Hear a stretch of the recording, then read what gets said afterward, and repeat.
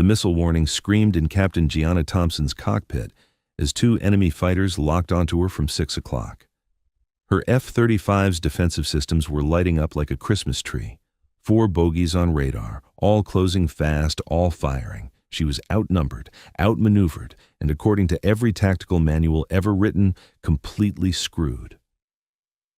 "Falcon 2, you are defensive. Break right, break right." Her wingman's voice cracked with panic over the radio. The first missile passed so close she could see its exhaust trail through her canopy. The second detonated near enough that shrapnel peppered her aircraft's skin, sending warning lights cascading across her displays. She should have ejected. Every instinct screamed to pull the handle and abandon the dying aircraft. Instead, she smiled. Because Gianna Thompson had been waiting her entire career for someone to underestimate her this badly. The enemy pilots thought they had her. Command thought she was just another aviator who'd gotten lucky in training. Her own squadron still called her diversity hire behind her back, thinking she couldn't hear them. They were all about to learn the same lesson the hard way.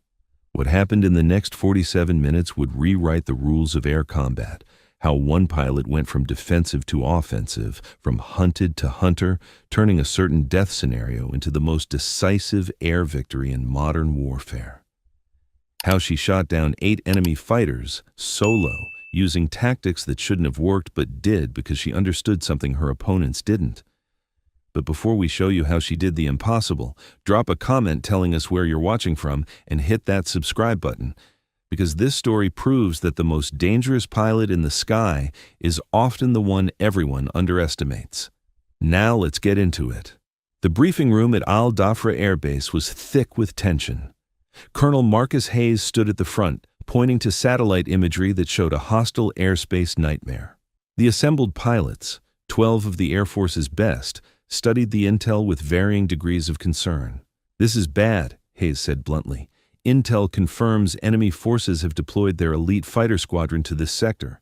These aren't regular pilots. These are their best, graduates of their Top Gun program, flying Su-57s with advanced avionics and weapon systems that match or exceed our capabilities." Major Derek Blade Carlson, the squadron's golden boy with 17 air-to-air kills, leaned back in his chair. "With respect, sir, they're still flying Russian tech. We've got F-35s, superior sensors, superior stealth, superior everything." "That confidence is going to get someone killed," Hayes snapped. "These pilots have been training specifically to counter our tactics. They know our playbook. They've studied every engagement we've had for the past decade. Do not underestimate them." In the back row, Captain Gianna Thompson absorbed every word. She was the only woman in the room, the newest member of the squadron, and keenly aware that most of her fellow pilots thought she didn't belong there. She'd heard the whispers, seen the eye rolls when she entered a room, felt the subtle exclusion from the brotherhood that fighter pilots valued above almost everything else. "Thompson," Hayes called out, pulling her from her thoughts. "You're flying wing for Carlson tomorrow. Stay on his 6, follow his lead, and for God's sake, don't try to be a hero. These enemy pilots will eat you alive if you break formation." "Yes, sir," she replied, keeping her voice neutral despite the condescension dripping from his tone. After the briefing, she headed to the hangar where her F-35, tail number 327, call sign Falcon 2, waited in its hardened shelter. She ran her hand along the aircraft's skin, checking panels and surfaces with the kind of attention most pilots reserved for pre-flight checklists. "Talking to your plane again, diversity?" She turned to find Captain Brad Viper Morrison, one of Carlson's crew, smirking at her. The nickname had stuck since her first day in the squadron, a constant reminder that many of her peers believed she'd only made it through training because the Air Force needed to meet quotas. "Just making sure she's ready," Gianna replied evenly. "You should try it sometime instead of assuming your ground crew is infallible. Whatever, just try not to get Blade killed tomorrow when you freeze up under fire. Some of us actually belong in these cockpits." She watched him walk away, then returned her attention to her aircraft. What none of them knew, what her service record was classified too high for them to see, was that Gianna Thompson had more combat flight hours than the rest of the squadron combined. She'd flown missions in denied airspace that officially never happened, against enemies that officially didn't exist. She'd logged kills that would never appear in any public record. She'd requested the transfer to this squadron specifically because she'd heard they were the best. She wanted to fly with the best, to prove herself against the best. Instead, she'd found a boys' club that measured worth by bravado and dismissed her capabilities based on gender rather than skill. Tomorrow's mission would change that she could feel it. The next morning, 6 F-35s launched into pre-dawn darkness. Climbing through layers of clouds toward their patrol sector, Gianna flew in the number 2 position, maintaining perfect formation with Carlson's lead aircraft while the other 4 fighters spread out in supporting positions. Falcon flight, this is Overlord, the AWACS controller's voice crackled through their headsets. We have radar contacts bearing 030, range 100 miles, multiple bogies. Looks like at least 6 targets vector to intercept. Weapons tight until they cross the boundary. Copy Overlord, Carlson acknowledged. Falcon flight, arm weapons, maintain formation. Let's show these guys how we do business. They closed the distance quickly, their advanced sensors painting a picture of the enemy formation long before visual range. 6 Su-57s flying in a loose combat spread, confident, aggressive, looking for a fight. They see us, Gianna called out, watching her displays. They're maneuvering to engage. Stay tight, Falcon 2, Carlson ordered. We go in as a team. We come out as a team. Standard BVR engagement, Fox 3 on my mark. But as they approached weapons range, something felt wrong. Gianna's instincts, honed through dozens of real combat missions that officially never happened, were screaming warnings her conscious mind couldn't quite articulate. The enemy formation was too confident, too relaxed, like they were waiting for something. Falcon lead, I'm getting weird radar returns, she called out. Possible stealth contacts, multiple bearing. Falcon 2, maintain radio discipline.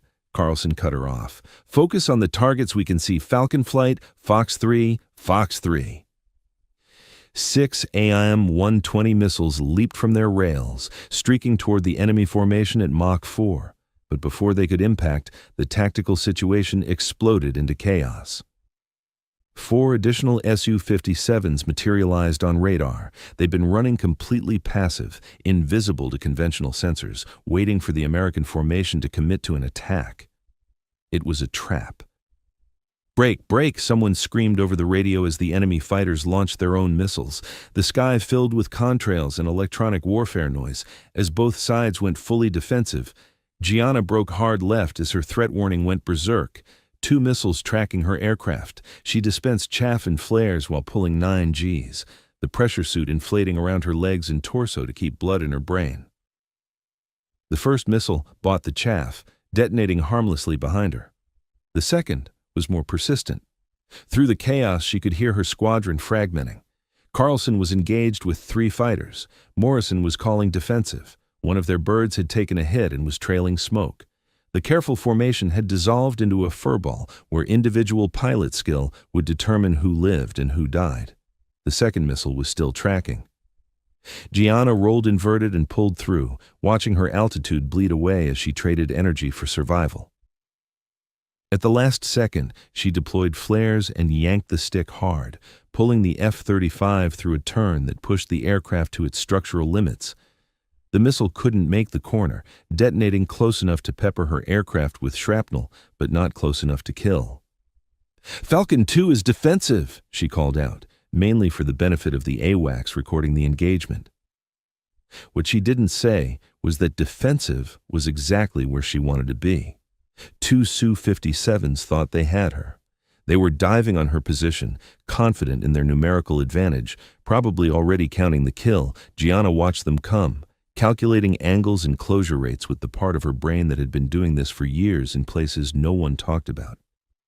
She let them get close, closer than any sane pilot would allow, watching their weapons envelopes, timing their shots. When the first fighter fired his cannon, she was already moving, rolling her aircraft through a flat scissors maneuver that reversed their geometry in seconds. Suddenly, she was behind him. Her targeting reticle settled over his aircraft like it was magnetized. She squeezed the trigger and felt the satisfying thump of an AIM-9X leaving the rail. The missile covered the short distance in seconds, and the Su-57 exploded into a fireball that she flew through, emerging on the other side to find the second enemy fighter trying desperately to bug out. "Fox 2, Splash 1, she reported calmly, as if she hadn't just pulled off a maneuver that would make flight instructors weep. The second Su-57 pilot was good. She'd give him that. He immediately went defensive, throwing his aircraft through a series of high G brakes while dispensing countermeasures. But Gianna had been doing this longer, against better pilots, in aircraft that didn't have the F-35's sensor fusion and targeting advantages. She stayed patient, matching his every move, waiting for the mistake she knew was coming. When he tried to climb, probably hoping to energy trap her into a stall, she took the shot, another AIM-9X, another fireball. "Fox 2, Splash 2, she called out. "Falcon 2 is back in the fight." That's when she heard Carlson's voice, strained with G-forces and stress. "I'm hit! I'm hit! Ejecting!" She whipped her head around, searching visually, and spotted the smoke trail from his aircraft arcing toward the ground. The parachute blossomed seconds later. He'd gotten out. But that meant command of the flight fell to whoever could take charge. "Falcon Flight, this is Falcon 2, she transmitted, her voice carrying the authority of someone who'd done this before, many times. "Reform on me, defensive posture. We're going to fight our way out of this systematically." "Negative Falcon 2, Morrison cut in. "We're bugging out. This fight's over." "Belay that," Gianna snapped. "We've got a pilot on the ground and 6 enemy fighters between us and safety. We fight through or we die. Your choice, Viper." She didn't wait for acknowledgement. 3 enemy fighters were converging on Carlson's position. They'd seen the shoot and were probably calling in ground forces. Gianna pointed her nose at them and firewalled the throttle, accelerating to supersonic speed as she closed the distance. The lead, Su-57, never saw her coming. Her radar was in low probability of intercept mode, her F-35 stealth characteristics making her nearly invisible until she was already in weapons range. Fox 3, an AM-120 from 30 miles out, hitting the enemy fighter before he could react. "Splash 3, she reported, already maneuvering toward the next target. The remaining 2 fighters finally realized the hunter had become the hunted. They broke in opposite directions, standard defensive doctrine, trying to split her attention. But Gianna had trained for exactly this scenario in classified programs that stressed multi-target engagement and decision-making under pressure. She targeted the closer fighter with another AM-120, then immediately switched to her cannon, walking rounds toward the second target as both enemy pilots tried desperately to evade. The missile found the first fighter, shredding its left wing and sending it into an uncontrollable spin. The cannon rounds found the second, stitching across its fuselage until something critical exploded and the aircraft disintegrated. "Splash 4 and 5. Gianna transmitted, her voice steady despite her heart hammering at 180 beats per minute. "Carlson's position is clear. Falcon 3, you're closest. Maintain combat air patrol over his location until SAR arrives." "Roger that," came the response. One of her squadron mates was following her lead now, recognizing that she knew what she was doing. But the fight wasn't over. 3 more Su-57s were vectoring toward their position, and she could hear the AWACS controller warning of additional enemy fighters launching from their base. The tactical situation was still critical. "Falcon 2, Overlord," the AWACS called. "You are heavily outnumbered. Recommend immediate egress to friendly airspace." Gianna checked her fuel, her weapon status, her aircraft systems. Everything was still green. She'd used 4 missiles and some cannon rounds, but she still had teeth. And more importantly, she had an advantage these enemy pilots didn't know about. She knew how they thought. She'd trained against Russian doctrine for years. She knew their formations, their communications protocols, their preferred tactics. They were good, but they were predictable. "Overlord Falcon 2, negative on the egress. I'm going to keep them busy while the rest of my flight gets out. Falcon 2, do not engage. You are 1 aircraft against 3+ reinforcements. Understood, Falcon 2 engaging." She turned off the radio before anyone could order her to stand down, then rolled her aircraft and dove toward the deck, accelerating to military power as she planned her next move. The three Su-57s took the bait, following her down, probably thinking they could overwhelm her with numbers. What they didn't know was that low altitude, high speed, and cluttered radar background was exactly where Deanna Thompson excelled. She'd spent months flying nap-of-the-earth missions in denied airspace, threading through mountain valleys and urban canyons while hostile radars searched for her. These pilots thought they were hunting her. They were wrong. She leveled off at 500 feet, skimming over the desert terrain so fast that rocks and sand dunes blurred beneath her wings. The enemy fighters followed, spreading out to box her in, cutting off her escape routes, standard doctrine for a 3-on-1 engagement. Gianna waited until they were committed, until their geometry was set, until they thought they had her trapped. Then she popped up hard, climbing vertically at full afterburner, leaving the desert floor behind in a matter of seconds.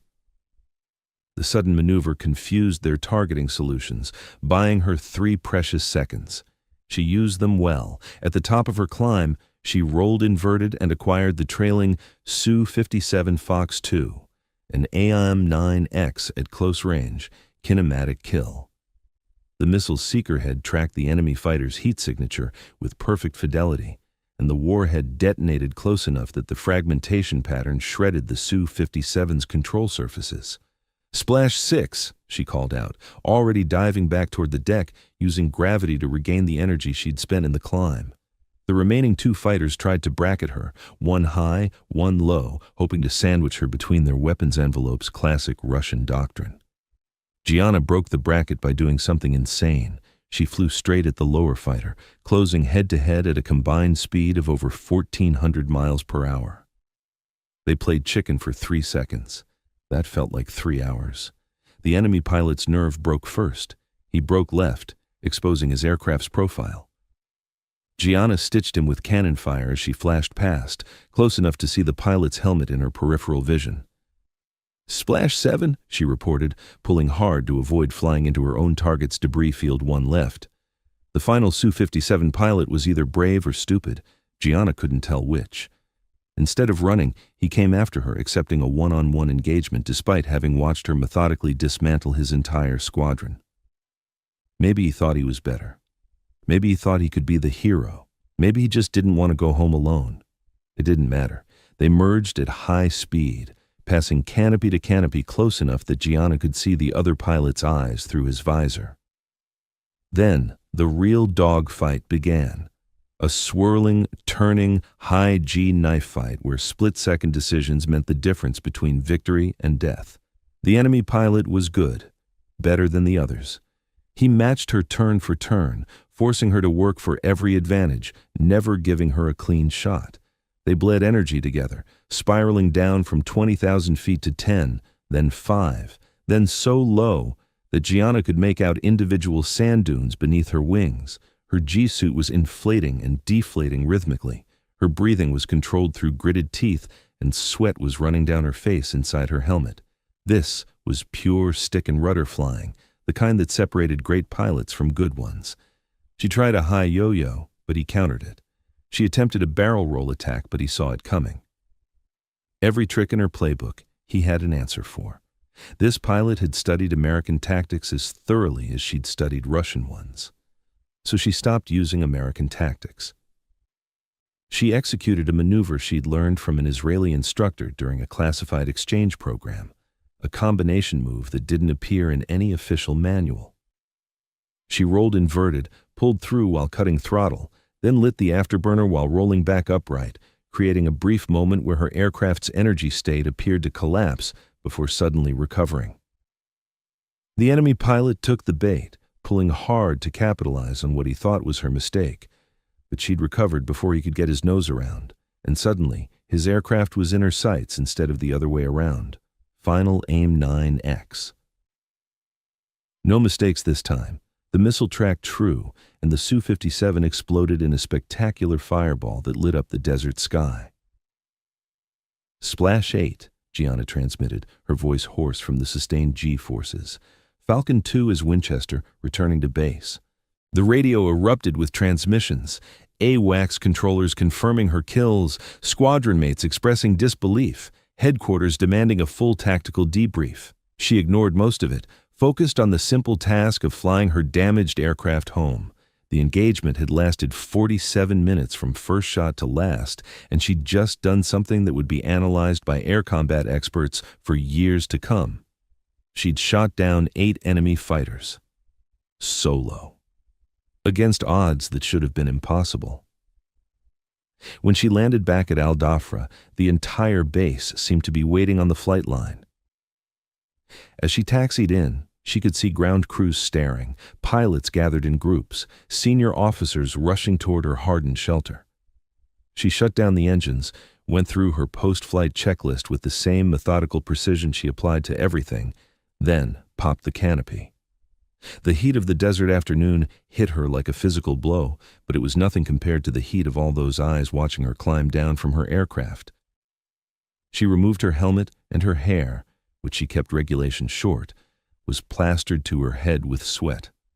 Colonel Hayes was the first to reach her, his expression unreadable.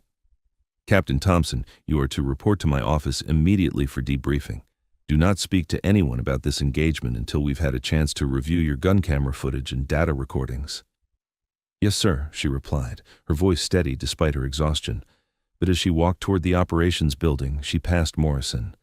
He stood there, staring at her like he'd seen a ghost. The cocky smirk was gone, replaced by something that might have been respect or might have been fear. She couldn't tell and didn't particularly care. The debriefing lasted 6 hours. They went through every second of the engagement, reviewing her decisions, her tactics, her weapons employment. Senior officers from the Pentagon joined via secure video conference. Intelligence analysts wanted to know everything about the enemy pilot's capabilities and tactics. Through it all, Gianna remained professional, answering questions with the same calm precision she'd shown in the cockpit. Yes, she'd engaged against orders. Yes, she'd taken unnecessary risks. Yes, she'd used tactics that weren't in the doctrine. And yes, she'd single-handedly eliminated an entire enemy fighter squadron that had been terrorizing Allied aircraft for months. When it was finally over, Colonel Hayes dismissed everyone else and closed the door, leaving just the two of them in his office. "I owe you an apology," he said without preamble. "I underestimated you. I let my biases color my judgment. That was wrong." "Yes, sir, it was," Gianna replied, too tired to sugarcoat it. Hayes actually smiled at that. "I've been reading your real service record, the classified one, the one that required a call to the Director of Operations at the Pentagon to access. You've been flying combat missions for 8 years, real combat, in denied airspace against peer adversaries. You have 43 confirmed kills that don't appear in any public record. You're not some diversity hire who got lucky. You're one of the most experienced combat pilots in the entire Air Force." "I never said I was just a diversity hire, sir. Other people said that." "Fair enough." He leaned back in his chair. "The question is, why are you here? Why request assignment to a regular squadron when you could be flying with the elite units that actually appreciate your capabilities?" Gianna considered her answer carefully. "Because I got tired of operating in the shadows, sir. I wanted to fly with regular units, prove that I belonged, show that being a woman didn't mean I couldn't hack it in a fighter squadron, I thought." She trailed off, then finished honestly. "I thought if I could prove myself here, it might open doors for other women who want to do this job." Hayes nodded slowly. "Well, you've certainly proven yourself. The gun camera footage is going to be classified, but the fact that you shot down 8 enemy fighters in a single engagement is going to leak. You're about to become famous, whether you want to be or not. I just want to keep flying, sir, and you will. But things are going to be different now. The Air Force is going to want to use you as an instructor, a mentor, maybe even a test pilot for the next generation of aircraft. You've demonstrated capabilities that very few pilots possess." Over the next few days, Gianna watched her world change. The squadron that had excluded her suddenly wanted to be her best friend. Pilots who'd mocked her now hung on her every word in briefings. Morrison actually apologized, though she suspected it was more about his career than genuine remorse. Carlson, recovered from his ejection with nothing but bruised pride, pulled her aside after a briefing. I need to say something, he started awkwardly. I was wrong about you. I thought, well, it doesn't matter what I thought. You saved my life out there. You saved all our lives. And you did it with flying skills I didn't think were possible. Thank you. You would have done the same for me, Gianna replied, though they both knew that probably wasn't true. Maybe not, he admitted, but I will from now on. You've earned that. The official after-action report praised her exceptional airmanship and tactical acumen under unprecedented combat conditions. The unofficial report, the one that circulated through fighter pilot channels and would be studied at every weapons school, analyzed her tactics in detail, breaking down how she'd turned a numerical disadvantage into a decisive victory. But the most significant change came from headquarters. The Vice Chief of Staff of the Air Force himself called to offer her a position as an instructor at the weapons school, where she'd teach the next generation of fighter pilots the tactics and techniques that had kept her alive through dozens of combat missions. We need pilots like you passing on that knowledge, he told her over the secure video call. Not just the flying skills, but the mindset, the ability to stay calm under pressure, to make decisions in milliseconds, to see opportunities where others see only threats. Will you accept? Gianna thought about it for exactly 3 seconds. Yes, sir, on one condition. Name it. I still get to fly combat missions when needed. I'm not ready to be just an instructor yet. The Vice Chief smiled. I think we can arrange that, Captain Thompson. Or should I say, Major Thompson? Your promotion just came through. 6 months later, Gianna stood in front of a class of advanced fighter pilots at Nellis Air Force Base. They were the best of the best, carefully selected for their skills, their aptitude, their potential, and they were all watching her with a mixture of respect and curiosity. Good morning, she began. I'm Major Gianna Thompson, and I'm going to teach you how to survive and win in air combat against peer adversaries. Some of you may have heard stories about me. Some of those stories are even true. But here's what I want you to understand from the start. I'm not special. Because I'm a woman in a fighter cockpit, I'm not special because I shot down 8 enemy fighters in one engagement. I'm special because I never stopped learning, never stopped improving, and never let anyone else's expectations limit what I knew I could achieve. She clicked to the first slide of her presentation, showing gun camera footage from that engagement over the desert. Let's talk about what really happened that day and what you can learn from it. Because the day you stop learning is the day you become predictable. And in air combat, predictable means dead. As she taught, Gianna realized this was where she was meant to be, not proving herself to people who doubted her, not fighting for acceptance from those who would never fully give it, but here, passing on knowledge that would save lives, creating the next generation of pilots who would judge on merit rather than gender, who would see capability rather than stereotypes. The day's instruction covered everything from basic fighter maneuvers to complex multi-bogey engagements. Gianna shared lessons learned in combat, mistakes she'd made and survived, tactics that worked and ones that didn't. Her students absorbed it all, asking sharp questions, challenging her assumptions, proving they were worthy of the training they were receiving. During a break, one of the students, a young female lieutenant fresh from flight school, approached her hesitantly. Ma'am, can I ask you something personal? Go ahead. How did you deal with, when people didn't take you seriously, when they thought you didn't belong, how did you handle that without letting it affect your performance?